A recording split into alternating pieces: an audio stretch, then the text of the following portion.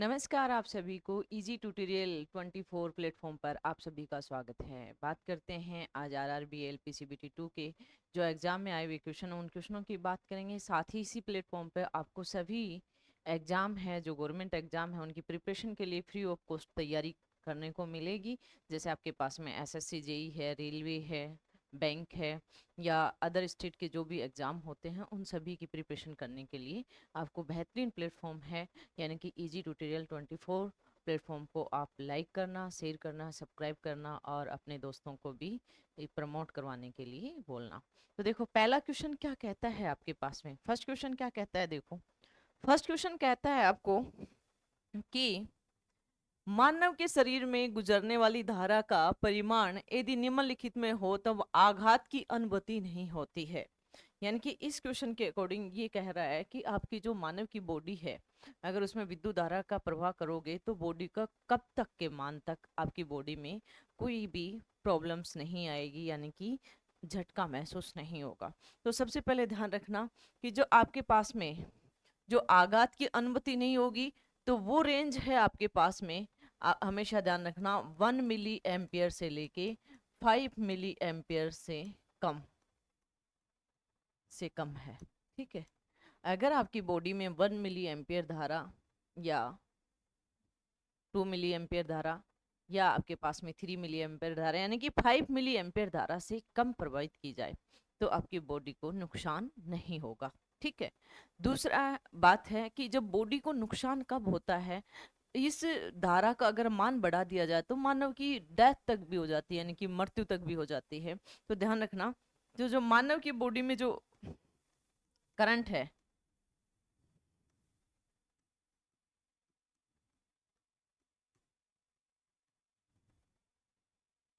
मानव के शरीर में आघात की अनुभूति होना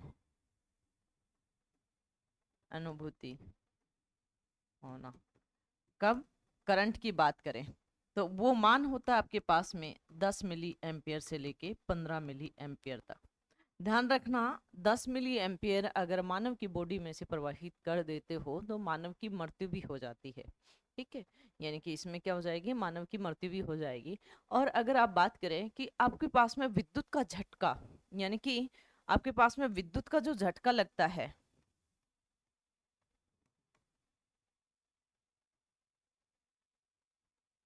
विद्युत का झटका में ध्यान रखना 50 वोल्टेज से अधिक अधिक यानी कि 90 वोल्टेज पर, इलेक्ट्रिसिटी की बात करें तो 90 वोल्टेज पर विद्युत का झटका लगता है, यानी कि महसूस होने लग जाता है 50 वोल्टेज से अधिक पर। महसूस कितने पर होने लग जाता है, 50 वोल्टेज से अधिक पर। इस कंडीशन में एक क्वेश्चन और बन सकता है कि मानव के शरीर का जो रेजिस्टेंस है, यानी कि बॉडी का जो रेजिस्टेंस है, वो भी हमें दो प्रकार से हो सकता है। एक तो बॉडी गिल्ली अवस्था में हो, एक शुष्क अवस्था में हो। तो देखो मानव के शरीर के जो बॉडी प्रतिरोध है, मानव के शरीर का प्रतिरोध, हम दो कंडीशन में इसको डिफाइन कर सकते हैं। एक तो शुष्क अवस्था में, जब बॉडी शुष्क होगी तब कैसा होगी, त्वचा शुष्क होगी तो कितना होगा। और दूसरा है आपके पास में गिल्ली त्वचा। शुष्क अवस्था की बात करें तो 10 किलो ओम से लेके 100 किलो ओम तक होता है, और गिल्ली की बात करें तो 1 किलो ओम से भी कम होता है। ठीक है, तो यहाँ से क्वेश्चन बन सकता है आपके। और तो यहाँ ऑप्शन पे चलकर बात करते हैं, यानी कि 1 मिली एम्पेयर से कम, तो राइट ऑप्शन कौन सा रहेगा, ए। 10 से 40 मिली एम्पेयर से कम तो बी ऑप्शन नहीं रहेगा। सी 8 से 15 मिली एम्पेयर से कम, ये भी नहीं रहेगा। डी 1 से 8 मिली एम्पेयर भी नहीं रहेगा। तो इसका राइट ऑप्शन कौन सा रहेगा, ए इसका राइट ऑप्शन रहेगा। अगले क्वेश्चन की अगर हम बात करें तो अगला क्वेश्चन क्या कहता है कि विद्युत धारा, आपके पास में विद्युत धारा से लगी आग को बुझाने के लिए जल का प्रयोग नहीं किया जा सकता, क्योंकि देखो जब भी आपके पास में इलेक्ट्रिशियन तार वगैरह में आग लग जाती है तो कभी भी आप जल को मत फेंकना। ठीक है, यानी कि इसको बुझाने के लिए एक शुष्क पाउडर भी आता है, दूसरा आपके पास में CCl4 भी आता है। ठीक है, अगले अगर हम बात करें, जब भी अपने जैसे कि घरों में शॉर्ट सर्किट वगैरह हो जाता है, तो आप कभी भी ऐसा नहीं कि आग बुझा देते हैं, पानी को हम क्या करते हैं, पानी को फेंक देते हैं, क्योंकि वो आपको भी करंट लग सकती है। ठीक है, क्योंकि जल से क्रिया करके अगर जो बिजलियों में तारों में जो आग लगती है, वो जल से क्रिया करके क्या करेगी, आपको इलेक्ट्रोनेमिशन हो सकता है, यानी कि आपको करंट लग सकती है। तो कभी भी ध्यान रखना, जो विद्युत धारा है या विद्युत में जो आग लगती है, उसको हमेशा हम लोग नॉर्मली बात करें तो देखो मिट्टी वगैरह से भी हम उस आग को बुझाते हैं। तो इसका राइट ऑप्शन कौन सा रहेगा, इसमें इलेक्ट्रोनिमेशन हो सकता है, हाँ राइट ऑप्शन यही है। ठीक है, इसमें तारों की खराबी आ सकती है, नहीं भी तारों की खराबी नहीं आ सकती, इसमें विद्युत अपघट्य हो सकता है, विद्युत अपघट्य होगा तो करंट अपने आप लग जाएगा, उपयोग सभी भी नहीं। ठीक है, अगला क्वेश्चन है इसके बाद में। तो अगला क्वेश्चन क्या कहता है आपके पास में, विद्युत आवेश प्रवाहित हो सकता है। भाई विद्युत आवेश किन में प्रवाहित होगा, चालकों में प्रवाहित होगा। चालकों में क्यों, क्योंकि उसमें क्या रहता है, मुक्त इलेक्ट्रॉन्स होता है। यानी कि किस में प्रवाहित होता, विद्युत विद्युत आवेश प्रवाहित होता है। आवेश प्रवाह की दरी क्या कहलाता है भाई, विद्युत धारा कहलाती है। एक प्रकार से आपके पास में ये क्या हो गया, विद्युत धारा हो गई, विद्युत धारा हो गई। ठीक है, और ये हमेशा चालकों में प्रवाहित होता है। आवेश प्रवाह की दर ये क्या कहलाता है, विद्युत धारा कहलाती है। ठीक है, यानी कि किस में प्रवाहित होगा भाई, चालकों में। चालकों में क्यों, क्योंकि इसमें मुक्त इलेक्ट्रॉन्स मिलते हैं। अगली अगर हम बात करें, तो देखो विद्युत धारा से रिलेटेड अगर आपसे पूछा जा सकता है, तो आई बराबर में क्या हो जाएगा, QT हो जाएगा। ठीक है, ठीक है, यहाँ पे अगर मात्रक की बात करें, तो आवेश का मात्रक क्या होता है भाई, SI पद्धति में कूलाम, और समय का मात्रक क्या होता है, सेकेंड। कूलाम पर सेकंड को आप क्या कहोगे, कूलाम पर सेकंड को आप एम्पियर कहोगे। तो ध्यान रखना, विद्युत धारा का SI मात्रक एम्पियर होता है। ठीक है, अगले अगर आपसे क्वेश्चन पूछ सकता है कि विद्युत धारा कैसी राशि है, विद्युत धारा अदिश राशि है। ठीक है, यहाँ से आपके पास में न्यूमेरिकल भी आ सकता है। ठीक है, यहाँ से आपसे न्यूमेरिकल भी पूछ सकता है। ठीक है, इससे आगे अगर हम बात करें, आपसे पूछ सकता है कि विद्युत धारा हमेशा बंद परिपथ को क्या करती है भाई, विद्युत धारा हमेशा बंद परिपथ में बहने के लिए किसका, कौन से परिपथ का उपयोग करेगी। तो ध्यान रखना, ये बेसिक बेसिक पॉइंट है जो एग्जाम में पूछा जा सकता है। विद्युत धारा हमेशा ध्यान रखना बंद पथ को, बंद परिपथ में प्रवाहित होती है। आपसे और पूछ सकता है, ध्यान रखना विद्युत धारा हमेशा लो रेजिस्टेंस वाला मार्ग चुनती है, निम्न रेजिस्टेंस वाला क्या चुनती है, मार्ग चुनती है। यानी कि विद्युत धारा का जो मार्ग होगा, जो मार्ग होगा वो कम बाधा वाला होगा, यानी कि निम्न रेजिस्टेंस, निम्न बोल दो, लो बोल दो, लो प्रतिरोध वाला मार्ग चुनती है,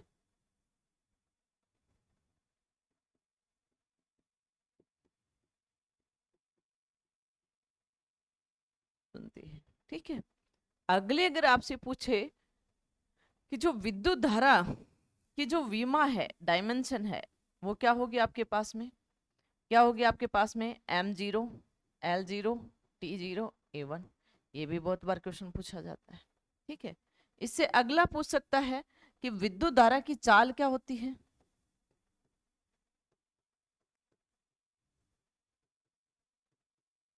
जो प्रकाश की चाल होती है, वही किसकी चाल होती है, विद्युत धारा की चाल होती है। प्रकाश की चाल कितनी होती है, 3 × 10⁸ मीटर पर सेकंड। अब ये किसकी चाल है, विद्युत धारा की चाल है। अगला आपसे पूछ सकता है, अगला आपसे पूछ सकता है कि विद्युत धारा कौन से मीडियम, कौन से माध्यम में रिप्रेजेंट होगा। तो विद्युत धारा हमेशा ध्यान रखना, यानी कि विद्युत धारा या आवेश, आवेश प्रवाह, आवेश प्रवाहित हमेशा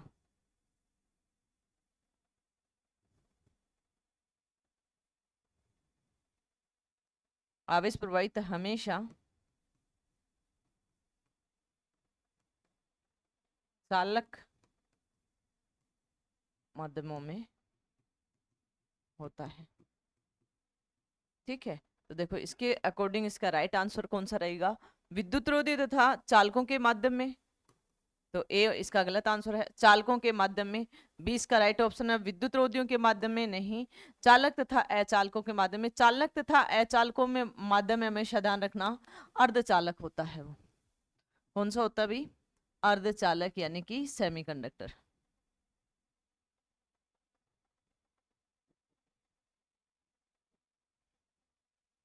सेमीकंडक्टर होता है। ठीक है, ये हमेशा ध्यान रखना, ये एग्जाम में पूछे जाते हैं। तो इसका राइट ऑप्शन कौन सा रहेगा आपके पास में? इसका राइट ऑप्शन रहेगा चालकों के माध्यम में, यानी कि बी इसका राइट ऑप्शन रहेगा।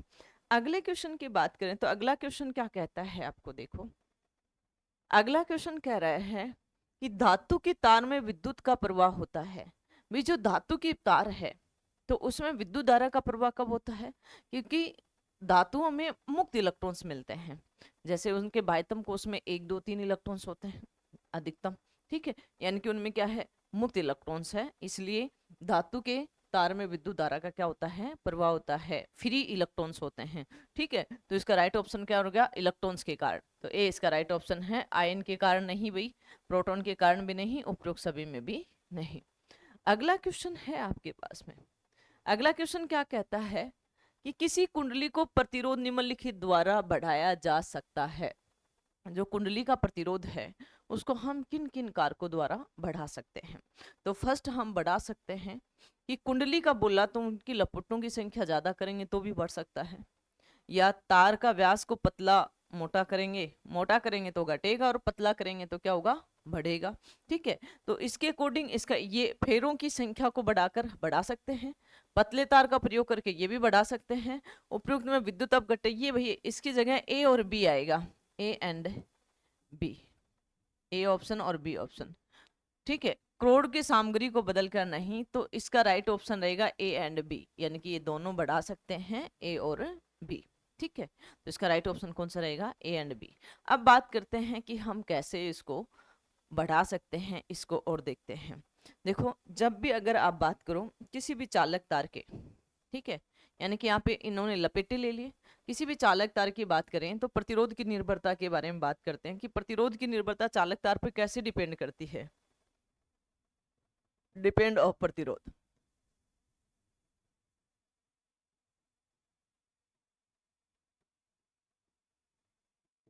कैसे है भाई आपके पास में?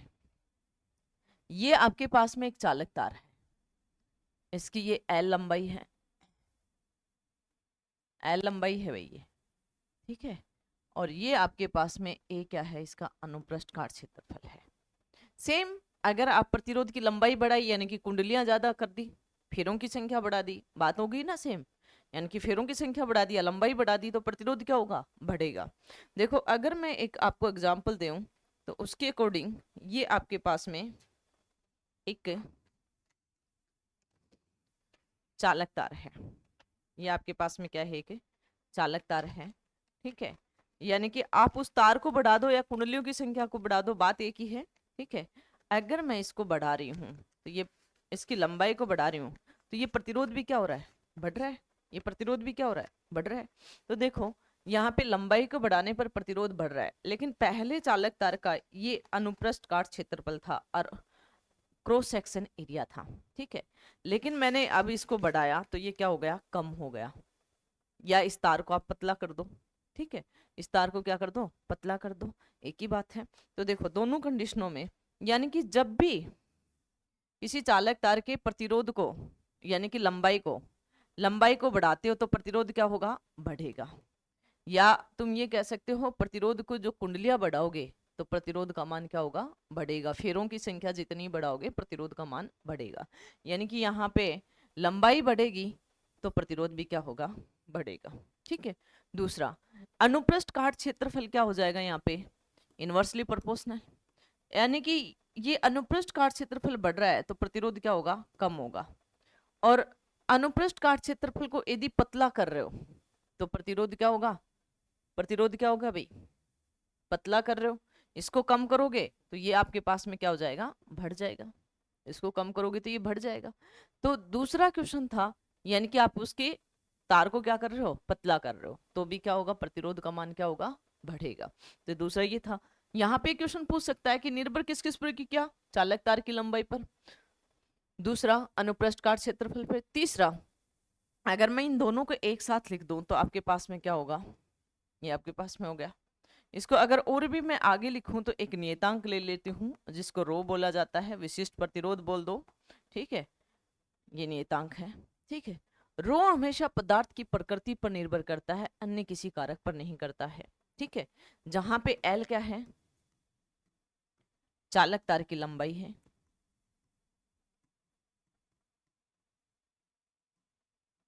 आप इसको मीटर में ले सकते हो एसआई की बात करें तो। ठीक है, ए क्या है, चालक तार का अनुप्रस्थ काट क्षेत्रफल है, यानी कि मीटर स्क्वायर है। ठीक है, ठीक है, यहाँ पे रो क्या है, नियतांक है, जिसको आप क्या बोल सकते हो, विशिष्ट प्रतिरोध। इसका जो मात्रक है वो आपके पास में क्या हो जाएगा भाई, इसका मात्रक हो जाएगा ओम मीटर। ठीक है, तो निर्भर किन किन पर करा, लंबाई पर, ए अनुप्रस्थ काट क्षेत्रफल पर, रो यानी विशिष्ट प्रतिरोध पर। ये विशिष्ट प्रतिरोध केवल केवल केवल चालक तार के पदार्थ पर निर्भर करता है,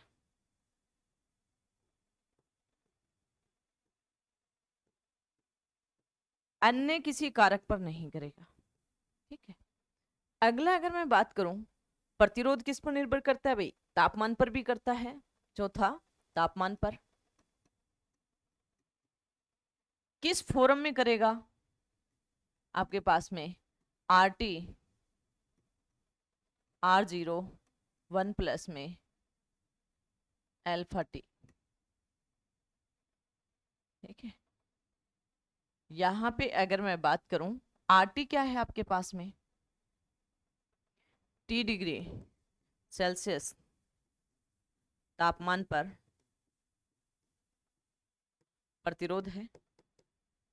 ठीक है, R0 क्या है, 0 डिग्री सेल्सियस तापमान पर प्रतिरोध। अल्फा क्या है, ताप गुणांक।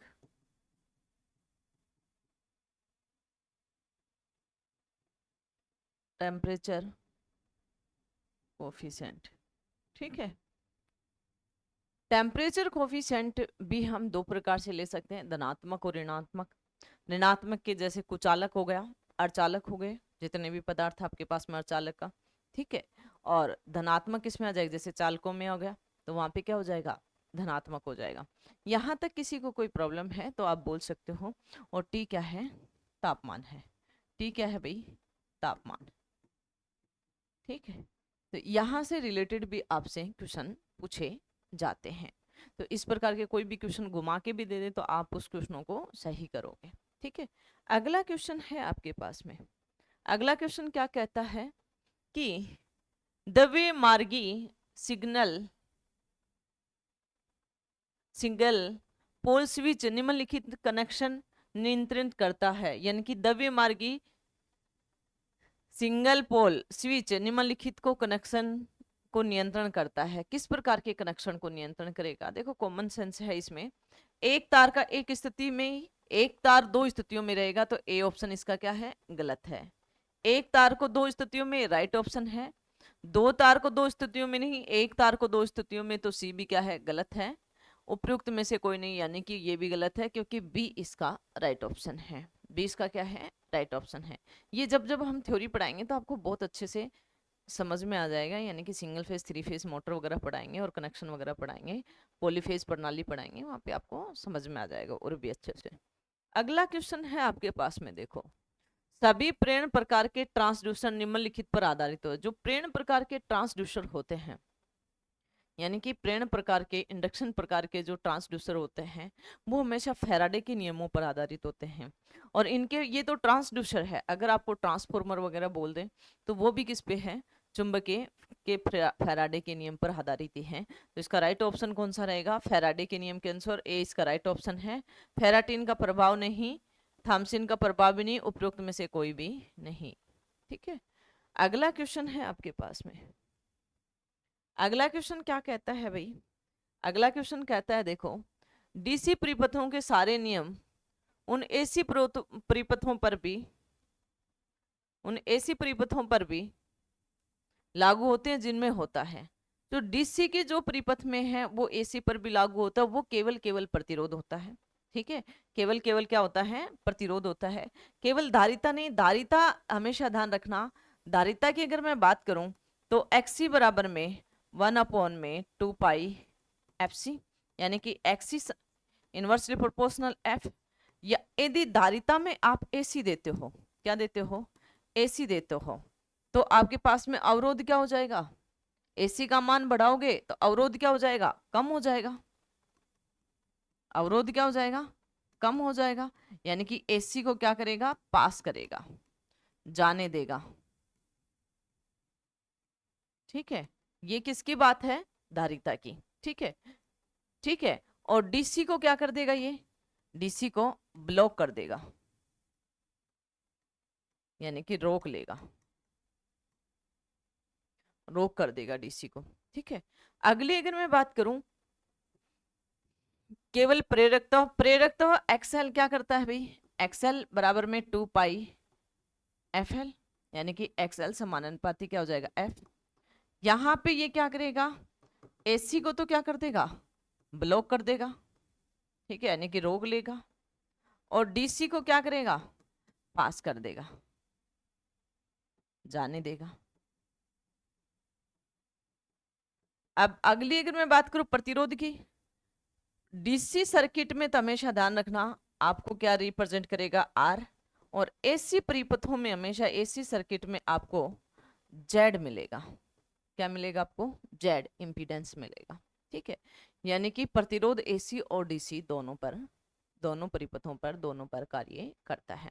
तो इसका राइट ऑप्शन कौन सा रहेगा, केवल धारिता नहीं, केवल प्रतिरोध रहेगा, केवल प्रेरकत्व भी नहीं, उपरोक्त में से कोई नहीं, यानी कि बी इसका राइट ऑप्शन रहेगा। अगले क्वेश्चन की अगर हम बात करें तो अगला क्वेश्चन क्या कहता है, देखो अगला क्वेश्चन कह रहा है कि बिजली के उपकरण की धातु की केसिंग को निम्नलिखित को सदैव सुनिश्चित करने के लिए भू संकृत किया जाता है, परिचालन की सुरक्षा के लिए, उपकरण की सुरक्षा के लिए, इंस्टॉलेशन की सुरक्षा के लिए, उपयुक्त में से कोई नहीं। हमेशा ध्यान रखना कि इसमें आपको इसका राइट ऑप्शन कौन सा रहेगा, 12वें क्वेश्चन का 12वें का राइट ऑप्शन कौन सा रहेगा, हमेशा ध्यान रखना। ये परिचालन की सुरक्षा नहीं करेगा, ध्यान रखना, उपकरण की सुरक्षा भी नहीं करेगा, ये इंस्टॉलेशन की सुरक्षा करेगा। सी इसका राइट ऑप्शन रहेगा, उपयुक्त में से कोई नहीं भी। ठीक है, अगला क्वेश्चन है आपके पास में। अगला क्वेश्चन क्या कहता है कि देखो यहाँ पे आपके पास में प्रतीक दे रखे हैं, निम्नलिखित में कौन सा प्रतीक जिन्नर डायोड का है। तो देखो ये आपके पास में प्रतीक है, ये इस प्रकार से, ये आपके पास में डायोड है, ये है। तो ये जो प्रतीक है ये हमेशा ध्यान रखना टनल्स डायोड का है। किसका है, टूनिंग इफेक्ट सिद्धांत पर कार्य करता है, ये हमेशा रिवर्स बाइस में कार्य करेगा। ठीक है, और जो टूनिंग सर्किट है, एम्पलीफायर वगैरह, उनमें इसका उपयोग किया जाता है। ठीक है, टनल डायोड है, टूनिंग इफेक्ट सिद्धांत पर कार्य करेगा।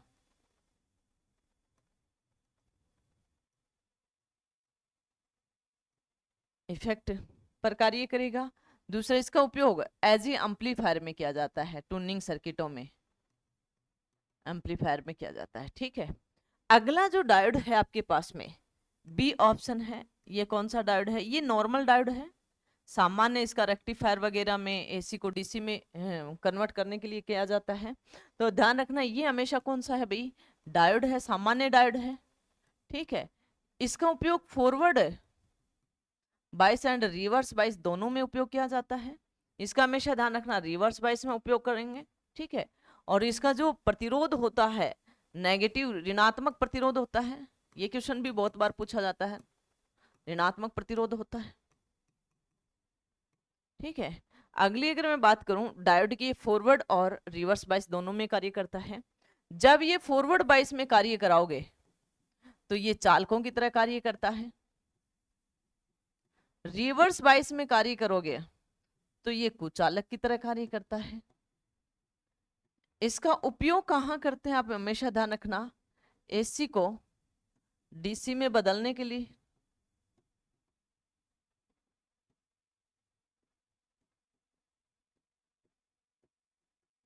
रेक्टिफायर में, इनमें इनका उपयोग किया जाता है सामान्य डायोड का। अगली अगर मैं बात करूं आपसे, ये जो मेरे पास में डायोड है, ये मेरे पास में कौन सा है, जीनर डायोड है। ये जो डायोड है ये आपके पास में ये जीनर डायोड है। ये कौन सा डायोड है, जीनर डायोड है। ठीक है, हमेशा ध्यान रखना ये रिवर्स बाइस में कार्य करेगा। ठीक है, इसका जो मटेरियल है वो सिलिकॉन का या जर्मेनियम का बना रहता है।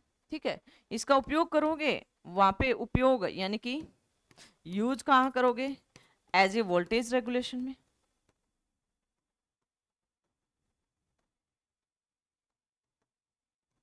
ठीक है, अगला जो डायोड है फोर्थ ऑप्शन है, यानी कि ये मेरे पास में SCR का है।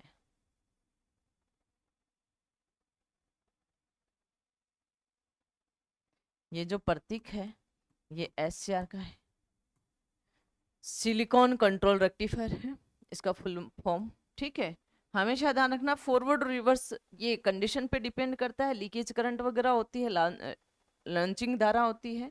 ठीक है, ठीक है, उन पे होल्डिंग करंट वगैरह से रिप्रेजेंट करते हैं। इनका बहुत, ये अपने आप में एक चैप्टर है। ठीक है, लेकिन बेसिक बेसिक बात करें तो इसका उपयोग हमें कहाँ किया जाता है, लाइट कंट्रोल में,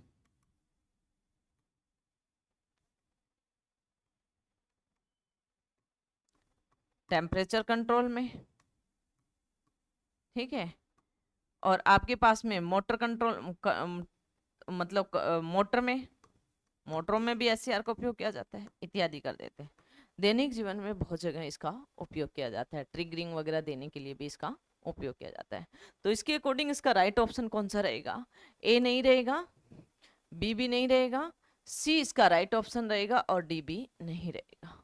इससे अगला क्वेश्चन है, क्या कहता है देखो, अगला क्वेश्चन कहता है कि हम एक लो पास फिल्टर को हाई पास फिल्टर या उल्टा कर सकते हैं, हमें बस डैश डैश बदल लेना चाहिए। हमें क्या बदलना चाहिए, एकमात्र फ्रीक्वेंसी बदल लेनी चाहिए। क्या बदलनी चाहिए, फ्रीक्वेंसी।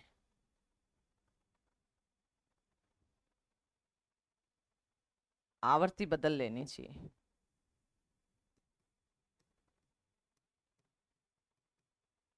आवर्ती को क्या कर लेना चाहिए, बदल लेना चाहिए, क्योंकि आपके पास में ये लो पास फिल्टर है।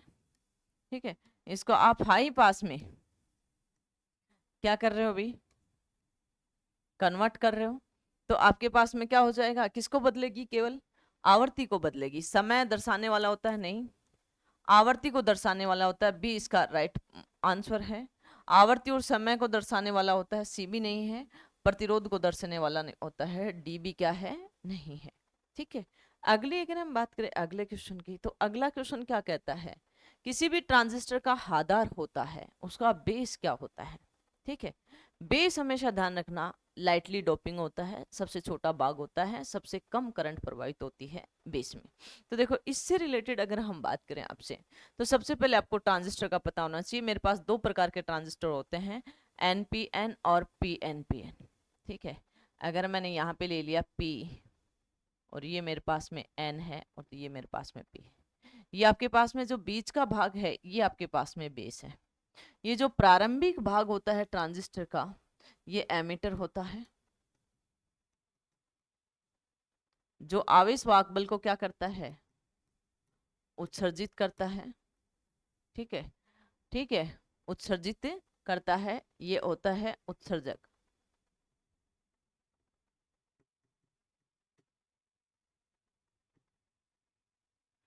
जो ट्रांजिस्टर में जो प्रारंभिक भाग जो आवेश वाहक बल को उत्पन्न करता हो, उत्सर्जित करता हो, उसे एमीटर कहते हैं। जो ट्रांजिस्टर का बीच का भाग होता है उसे हादार यानी कि बेस कहते हैं। जो ट्रांजिस्टर का अंतिम भाग होता है उसे संग्राहक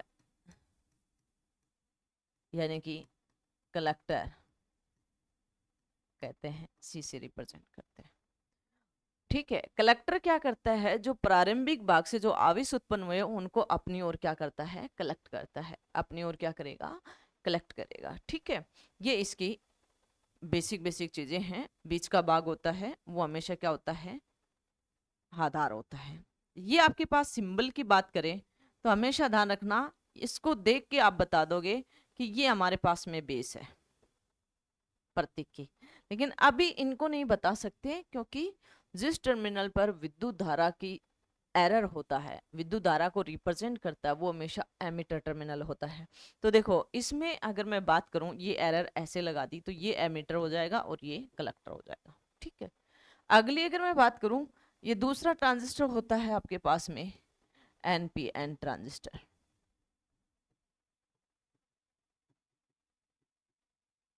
और ये आपके पास में था पीएनपी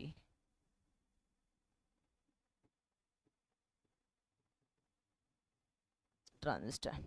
एनपीएन की बात करें तो सेम वही चीज है, यानी कि आपके पास में प्रारंभ में क्या जाएगा एन, बेस में पी और कलेक्टर में एन। ठीक है, यानी कि ये आपके पास में एमीटर है, ये आपके पास में बेस है और ये आपके पास में कलेक्टर है। ठीक है, यहाँ पे यदि अगर मैं इसकी धारा की भी बात करूं, क्योंकि ये क्वेश्चन पूछे जाते हैं बेस बेस के। ठीक है, यहाँ इस सिंबल की बात करूं, ये प्रतीक भी बहुत बार आया हुआ है एनपीएन का। तो ये अगर मेरे पास में प्रतीक की बात करूं तो ये मेरे पास में बेस हो गया। लेकिन यहाँ पे एमीटर कब है, जब धारा की दिशा रिप्रेजेंट करेगा। तो ये आपके पास में एमीटर टर्मिनल और ये आपके पास में कलेक्टर टर्मिनल। अब आती है करंट की। तो करंट हमेशा ध्यान रखना, जो एमीटर में जो करंट होती है वो base current plus collector current के योग के बराबर होती है। ठीक है, तो सबसे ज्यादा करंट किस में हुई, आपके पास में एमीटर में। तो अगर मैं बात करूं यहाँ पे करंट की यानी कि धारा की, तो एमीटर में सबसे ज्यादा, फिर कलेक्टर में और फिर किस में है, बेस में। ठीक है, यानी कि आपके पास में जो एमीटर में जो धारा है वो बेस करंट और कलेक्टर करंट के योग के बराबर है। ठीक है, दूसरा अगर मैं बात करूं आपसे, करंट जिसमें ज्यादा होगी उसमें डोपिंग की क्या होगी, ज्यादा होगी। डोपिंग, डोपिंग मतलब अशुद्धियां मिलाने की प्रक्रिया को क्या कहते हैं, डोपिंग कहते हैं। तो देखो सबसे ज्यादा डोपिंग एमीटर में, फिर कलेक्टर में, फिर बेस में। अगला अगर मैं बात करूं साइज का, किसकी बात करें, साइज यानी कि आकार। तो आकार सबसे बड़ा कलेक्टर का होता है, क्योंकि आवेश भाग बल को अपनी ओर खींचेगा तो उसमें क्या होगा, ताप सहन करने की क्षमता ज्यादा होनी चाहिए, इसलिए उसका भाग बड़ा रखा जाता है और बेस का छोटा और एमीटर का बेस से बड़ा। तो सबसे ज्यादा बड़ा भाग होगा कलेक्टर का, फिर एमीटर का और फिर किसका है, बेस का। तो इस क्वेश्चन में पूछा गया है डोपिंग, वो साइज भी पूछ सकता है, वो आपसे जगह भी पूछ सकती है। ठीक है, तो इसका राइट ऑप्शन कौन सा रहेगा, मॉडरेट डोपिंग हमेशा कलेक्टर में होती है। ठीक है, तो ए ऑप्शन गलत। लाइटली डोपिंग रहेगी हादार में, हादार की बात की है। ठीक है, हैवली डोपिंग हमेशा किस में होती है, एमीटर में होती है, ये गलत। उपरोक्त सभी ये गलत है। तो इसका राइट ऑप्शन कौन सा रहेगा, हादार रहेगा, यानी कि लो डोपिंग, लाइट डोपिंग। ठीक है, ये बहुत बार ये क्वेश्चन आया हुआ है, आरआरबी जेई में भी आया हुआ है और एसएससी जेई में भी, इलेक्ट्रिकल में और इलेक्ट्रॉनिक्स में, दोनों में क्वेश्चन पढ़ने की संभावना रहती है इसमें। ये टॉपिक इलेक्ट्रिकल और इलेक्ट्रॉनिक्स दोनों में है, ट्रांजिस्टर। अगले क्वेश्चन की अगर हम बात करें तो अगला क्वेश्चन क्या कहता है आपके पास में, अधिकतम पावर ट्रांसफर के लिए एम्पलीफायर प्लस V2 का लोड प्रतिरोध होना चाहिए। देखो अधिकतम करोगे तो एम्पलीफायर का जो आउटपुट प्रतिरोध है उसके तुल्य कर दोगे, और मैक्सिमम पावर की बात करोगे तो उसका लोड और एम्पलीफायर का है वो प्रतिरोध क्या कर दोगे, इक्वल कर दोगे। तो इसका राइट ऑप्शन कौन सा रहेगा आपके पास में, एम्पलीफायर में आउटपुट प्रतिरोध के तुल्य, यानी कि ए इसका राइट ऑप्शन है, शून्य नहीं, जितना संभव हो सके उतना कम ये भी नहीं है, एम्पलीफायर का आउटपुट प्रतिरोध के आधे के मान के बराबर ये भी नहीं है। इससे अगला क्वेश्चन है आपके पास में। अगला क्वेश्चन क्या कहता है आपको, देखो कि ऋणात्मक फीडबैक होता है। फीडबैक क्या होता है भाई? सबसे पहले तो जैसे मानो कि कोई भी मेरे पास में ये पदार्थ है, यानी कि मैंने मान लिया कि ये एम्पलीफायर है, एम्पलीफायर है। अगर मैंने ये इनपुट दिया और ये आपके पास में क्या आ गया, आउटपुट आ गया, तो आउटपुट का कुछ अंश भाग वापस से इनपुट में दे दे तो ये क्या कहलाएगा, फीडबैक कहलाएगा। ये क्या कहलाएगा भाई आपके पास में, फीडबैक कहलाएगा। ये फीडबैक दो प्रकार के होते हैं, एक तो धनात्मक और एक क्या हो जाता है, ऋणात्मक। धनात्मक फीडबैक हमेशा ऑसिलेटर में लगता है। पॉजिटिव जो फीडबैक होगा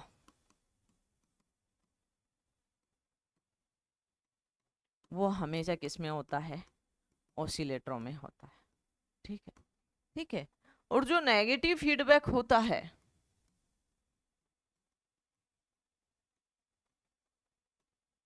वो हमेशा एम्पलीफायर में होगा, प्रबंधक में होगा।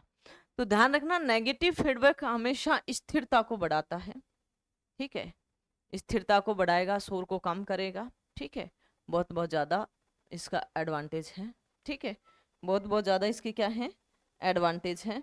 अगले अगर मैं बात करूं अगले क्वेश्चन की, तो अगला क्या है आपके पास में, यानी कि इसका राइट ऑप्शन क्या हो जाएगा, दोलन उत्पन्न करता है। दोलन उत्पन्न नहीं करेगा, पॉजिटिव फीडबैक है। स्थिरता कम करता है, ये भी नहीं है। स्थिरता को बढ़ाता है, सी इसका राइट ऑप्शन है। ट्यूब्स में प्रतिरोध बढ़ाता है, ये भी इसका ऑप्शन नहीं है, यानी कि ये भी क्या है, गलत ऑप्शन है। ठीक है, इससे अगले क्वेश्चन की अगर हम बात करें तो अगला क्वेश्चन क्या कहता है, देखो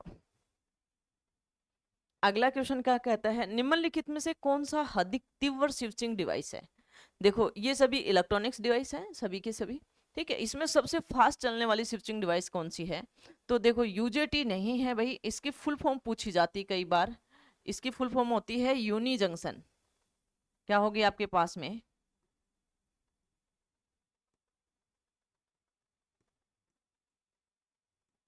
यूनी जंक्शन ट्रांजिस्टर। ठीक है, ठीक है, ये एक पावर को कंट्रोल करता है। ठीक है, दूसरा है जेएफईटी। जेएफईटी की full form, JFET junction field effect transistor होता है। जंक्शन फील्ड इफेक्ट ट्रांजिस्टर होता है। मॉसफेट, ये सबसे फास्ट स्विचिंग डिवाइस होती है, तो इसका राइट ऑप्शन कौन सा रहता है, मॉसफेट। यानी कि होती है मेटल ऑक्साइड सेमीकंडक्टर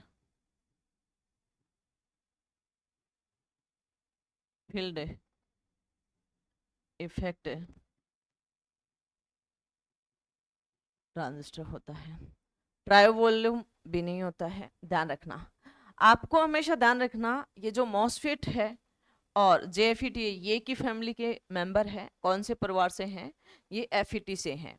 यानी कि जो एफईटी है वो कितने प्रकार की होती है, दो प्रकार की, एक जेएफईटी और दूसरी मॉसफेट। ये चैनल की विड्थ कम होती है तब कार्य करता है। ठीक है, और मॉसफेट चैनल की विड्थ कम हो ज़्यादा हो तब भी कार्य करता है।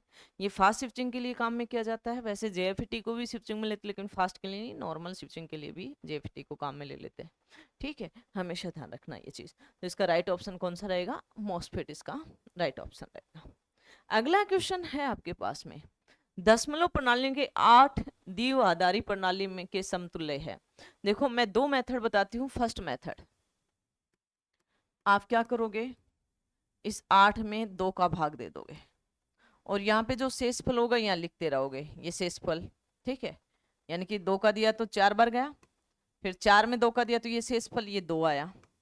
ये 2 का दिया तो यहाँ पे 1 आया, और 1 में 2 का दोगे तो 1, ये नीचे से ऊपर लिख दोगे, तो ये आपके पास में संख्या आ जाएगी 1000, यानी कि ये 2 में, यानी कि जो 8 10 में था उसको आप कैसे लिख सकते हो, 100। तो इसका राइट ऑप्शन कौन सा हो जाएगा आपके पास में, ए ऑप्शन नहीं रहेगा, ये 9 का है, ये 7 का, ये भी नहीं रहेगा, सी इसका राइट ऑप्शन रह जाएगा, डी भी नहीं। दूसरा मेथड देखो, मेथड सेकंड की बात करें क्योंकि कंपटीशन की तैयारी कर रहे हैं, तो मेथड सेकंड में क्या कहता है कि आपके पास में 1 2 4 8 वाला रूल लगा दो, यानी कि आपके पास में 1 2 4 8, यहाँ पे 8 का बोला, जिस डाटा को यूज किया उसके नीचे 1 लिख दो, बाकी के नीचे 0 लिख दो, यानी कि ये 1 लिखा, बाकी ये इनको यूज नहीं किया, 0। ये इसका राइट ऑप्शन हो जाएगा। आपकी इच्छा है, कोई सा भी मेथड अपना सकते हो आप। मेथड इससे भी कभी गलत नहीं होगा और उससे भी कभी गलत नहीं होगा। बस ये है कंपटीशन में टाइम कम रहता है, तो हम ये मेथड ज़्यादा यूज करने की कोशिश करते हैं। ठीक है, अगला क्वेश्चन क्या कहता है आपको? अगला क्वेश्चन कहता है कि लाल रंग के तार को निम्नलिखित के लिए उपयोग में किया जाता है। भाई अर्थ के लिए आप कैसा कलर लेते हो? हमेशा ध्यान रखना, हरा। ठीक है, तो ये तो गलत है। न्यूट्रल, न्यूट्रल के लिए आप कौन सा लेते हो? काला, तो ये भी गलत है। फेज के लिए आप क्या लोगे? लाल कलर लोगे। ठीक है, तो सी इसका राइट ऑप्शन है। इंसुलेशन के लिए भी नहीं लेते हैं। ठीक है, ये आपको बेसिक बेसिक सभी को नॉलेज है, ये बेसिक चीजें हैं। ठीक है, अगला क्वेश्चन क्या कहता है आपको? अगला क्वेश्चन कह रहा है कि जब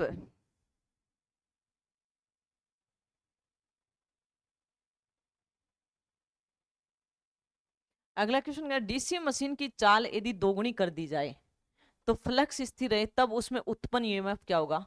सबसे पहले तो आपको उत्पन्न ईएमएफ के बारे में पता होना चाहिए। उत्पन्न ईएमएफ होता क्या है आपके पास में, कि अपने पास में बैक ईएमएफ क्या होता है? ईबी बराबर, ईबी बराबर में आपके पास में क्या होगा? यानी कि फ्लक्स, जेड मानी चालक, जेड मतलब क्या होगा आपके पास में? चालक, चालकों की संख्या, एन स्पीड, पी पॉल्स और 60 ए, ये होता है। अगर मैं इस पे बोला कि यदि चाल को दुगुनी कर जाए, तो मैं यहाँ इस फॉर्मूले से मैं क्या लिख सकती हूँ? ईबी समानुपाती एन, या मैं क्या कर सकती हूँ? ईबी इनवर्सली प्रोपोर्शनल कर सकते हैं, सॉरी एन, फाई तो समानुपाती हो जाएगा, लेकिन चाल की बात करूंगी तो यहाँ पे मेरे पास में एन बराबर में क्या हो जाएगा? 1/5। इसने बोला कि इस चाल को आपने दो गुणा कर दिया, इस यदि चाल को दो गुणा कर दिया, चाल को क्या कर दिया? दो गुणा कर दिया, तो ईबी पर क्या प्रभाव पड़ेगा? तो ईबी भी क्या हो जाएगी? दोगुनी हो जाएगी। ठीक है, ईबी भी क्या हो जाएगी? दोगुनी हो जाएगी। तो देखो, रिवर्तित रहेगी, अपरिवर्तित बोल सकते हो आप इसको, नहीं, दो गुणा हो जाएगा, बी इसका राइट ऑप्शन है। आधा रह जाएगा, नहीं है, इनमें से कोई नहीं, तो यानी कि इसका राइट ऑप्शन हो जाएगा, यानी कि ईबी भी क्या हो जाएगी? दोगुनी हो जाएगी। अगले क्वेश्चन की अगर हम बात करें, तो अगला क्वेश्चन क्या कहता है? कोई डीसी शंट मोटर हल्के लोड पर चल रही है, तो फील्ड वाइंडिंग यदि खुल जाए तब क्या होगा? भाई इसने बोला कि हल्के लोड पर चल रही है, तो ये फील्ड वाइंडिंग है, ये क्या हो गई? खुल गई। तो ये खुल गई, तो ये चाल क्या हो जाएगी? ये खुल गई, ये आपके पास में खुल गई, यानी कि कम हो गई, तो ये चाल क्या हो जाएगी? अत्यधिक हो जाएगी। एकदम से स्पीड क्या हो जाएगी इसकी? बढ़ जाएगी। तो देखो, मोटर जल जाएगी, नहीं, मोटर की स्पीड अधिक हो जाएगी, बी इसका राइट ऑप्शन है। मोटर शोर करेगी, नहीं, इनमें से कोई नहीं भी नहीं। अगला क्वेश्चन है आपके पास में, अगला क्वेश्चन क्या कहता है?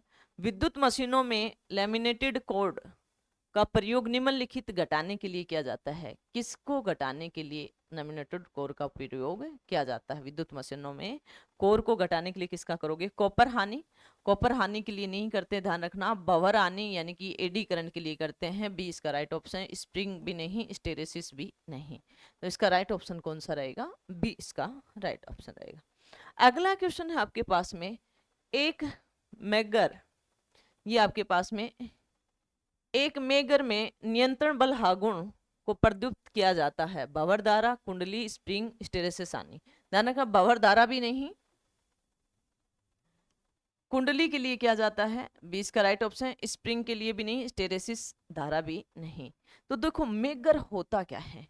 अगर मेगर की अगर आपको बात करें, तो मेगर क्या होता है? मेगर होता है उच्च प्रतिरोध मापने की युक्ति। मेगर होता क्या है? उच्च प्रतिरोध मापने की युक्ति। ठीक है, इस मेगर से कितना प्रतिरोध मापा जा सकता है? 10 की पावर 6 ओम से भी अधिक।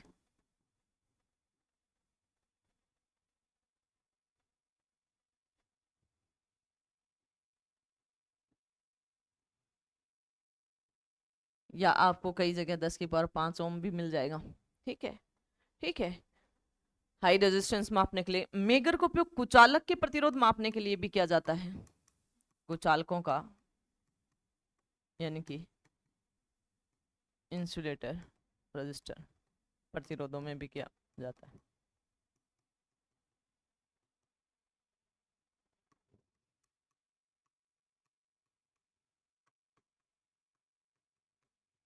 हमेशा ध्यान रखना ये।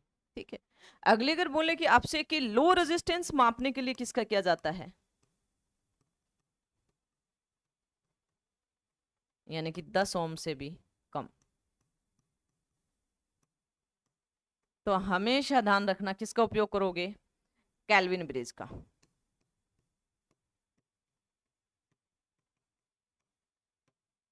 अगला, अगर आप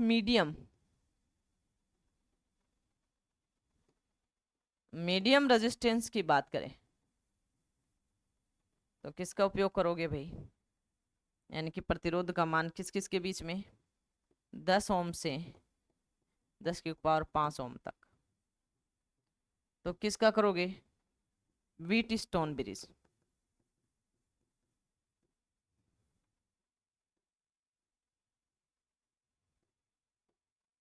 अगर हाई रेजिस्टेंस की बात करें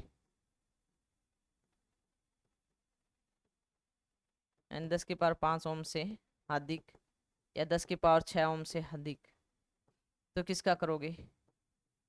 मेगर का। किसका करोगे? मेगर। और मेगर भी इसलिए कहा जाता है, 10 की पावर 5 या 10 की पावर 6 को मेगा कहते हैं, इसलिए इस युक्ति का नाम क्या पड़ा था? मेगर पड़ा था। किसी को यहाँ तक कोई प्रॉब्लम है तो आप बोल सकते हो। तो इसका राइट ऑप्शन कौन सा रहेगा? कुंडलन के। ठीक है, अगला क्वेश्चन है आपके पास में। देखो, एक पॉलीफेज इंडक्शन मोटर आमतौर पर होती है। देखो, पॉलीफेज इंडक्शन मोटर, हमेशा ध्यान रखना, पॉलीफेज बोल दो या 3 फेज बोल दो, एक ही बात है। पॉलीफेज इंडक्शन मोटर बोल दो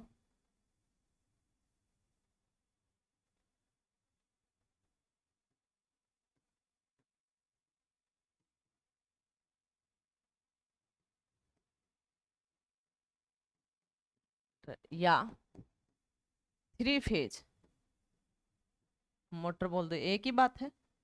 ठीक है, और ये हमेशा ध्यान रखना, ये सेल्फ स्टार्टिंग होती है। क्या होती है भाई? सेल्फ स्टार्टिंग होती है। ठीक है, हमेशा ध्यान रखना। ठीक है, सिंगल फेस कभी भी सेल्फ स्टार्टिंग मोटर नहीं होती है। तो इसकी राइट ऑप्शन देखो, ये केवल स्लिप फेज अवस्था से शुरू होती नहीं, वो सिंगल फेस होती है। स्लो स्टार्टिंग होती नहीं, सेल्फ स्टार्टिंग नहीं होती, ये सिंगल फेस होती है। सेल्फ स्टार्टिंग नहीं होती, ये ऑप्शन आपको गलत है, यहाँ पे नहीं नहीं है, ध्यान रखना। कौन सा है? सेल्फ स्टार्टिंग होती है, तो डी इसका राइट ऑप्शन, यहाँ पे नहीं मिस प्रिंट से हो गया था। ठीक है, तो इसी के साथ में आज का क्लास कंप्लीट हुई। इसी के साथ आगे क्लास लेते रहेंगे, तो प्लीज़ इजी ट्यूटोरियल 24 प्लेटफॉर्म को आप ज़्यादा से ज़्यादा शेयर करना, सब्सक्राइब करना, अपने दोस्तों से भी शेयर करवाना। ठीक है, आप सभी का सपोर्ट रहेगा, ये चैनल आपको बहुत अच्छा कंटेंट देंगे, बहुत ही अच्छा कंटेंट देंगे। ठीक है, जो इनके मेन सर हैं वो सभी गवर्नमेंट जॉब वाले हैं, तो बहुत अच्छा एफर्ट करेंगे। आप लोग ज़्यादा से ज़्यादा इस चैनल को शेयर करना, सब्सक्राइब करना। जय हिंद, जय भारत।